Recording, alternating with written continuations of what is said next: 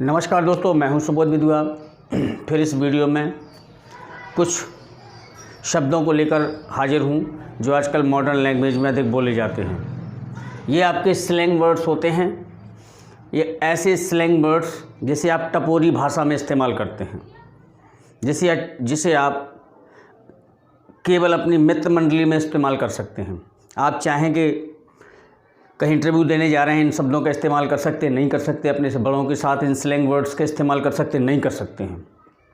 ये slang words कौन कौन से हैं जो आज मॉडर्न इंग्लिश में यंग जनरेशन अपनी फ्रेंड सर्कल में इस्तेमाल करती है, देखते हैं। पहला, gonna, gotta, gimme, wanna, lemme, dunno and kinda, gotcha. These are the slang words. देखें, पहला गोना का मतलब शॉर्टकट होता है ये गोइंग टू का। गोना का मतलब है गोइंग टू। गोइंग टू का मतलब ये है कि जैसे वह मैदान में खेलने जा रहा है, तो अगर आपको गोइंग टू पूरा नहीं बोलना है तो he is gonna play in the field. दूसरा, गोटा। गोटा का मतलब तो हैव गॉट टू।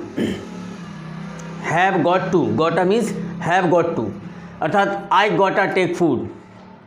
ठीक है, मुझे भोजन लेना है। गिम्मे, गिम्मे का मतलब है गिव मी का शॉर्टकट है। ये गिव मी का शॉर्टकट है गिम्मे। गिम्मे को शॉर्ट में बोलेंगे, बोले गिव मी ए चेयर। जैसे गिव मी अ चेयर बोलना है अपन को, तो गिव मी को क्या बोलते थे शॉर्ट में? Give me a chair, give me a pen, right, give me a table, give me a mobile, यानी मुझे एक मोबाइल दो, अर्थात गिव मी का शॉर्टकट गिव मी। वाना, वाना का मतलब होता है वांट टू। इसका वांट टू का मतलब हो गया है चाहने का मतलब हो गया आपका वाना। वांट टू शॉर्ट फॉर्म होगी वाना। बट मैं फिर भी ये कह रहा हूँ, ये वर्ड कभी आप अपने इंटरव्यू, अपनी अच्छी सोसाइटी में आप इस्तेमाल नहीं कर सकते हैं। आप ये शब्द केवल अपनी फ्रेंड्स सर्कल में कर सकते हैं। ठीक है, राइटिंग इंग्लिश में भी इन शब्दों का कहीं, टपोरी लैंग्वेज का कहीं भी इस्तेमाल नहीं कर सकते। नेक्स्ट आता है लेमी। लेमी का मतलब होता है let me. Let me give this pen, उसका शॉर्ट में बोल देंगे let me this pen. Lemme, let me give this pen. Lemme का मतलब होता है लेट मी। आप इसको लेमी को, लेट मी का मतलब होता है जैसे बोले let me do this work, अर्थात let me do this work, मुझे यह कार्य करने दो। शॉर्ट में बोल दिया let me do this work, है ना। लेमी मतलब लेट मी। डुन्नो, डुन्नो का मतलब do not no. Do not no जहाँ भी इस्तेमाल होगा आप डुन्नो कह सकते हैं। जैसे आई डोंट नो दैट बॉय, मैं उस लड़के को नहीं जानता हूँ। I do not know that boy, मैं उस लड़के को नहीं जानता हूँ। I don't know that boy, short में हो गया, है ना।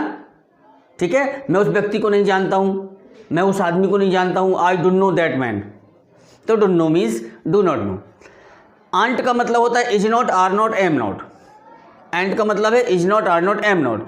इसको शॉर्ट फॉर्म में आप एंट बोल देते हैं। जैसे आई एंट योर टीचर, मैं तुम्हारा अध्यापक नहीं हूँ। आई एंट योर टीचर, मैं तुम्हारा डॉक्टर नहीं हूँ। आई एंट योर डॉक्टर। ठीक है, मैं तुम्हारे चपरासी नहीं हूँ। आई एंट your peon. Ant. Kinda, kinda का मतलब होता है काइंड ऑफ। काइंड ऑफ माने प्रकार, किसी प्रकार का।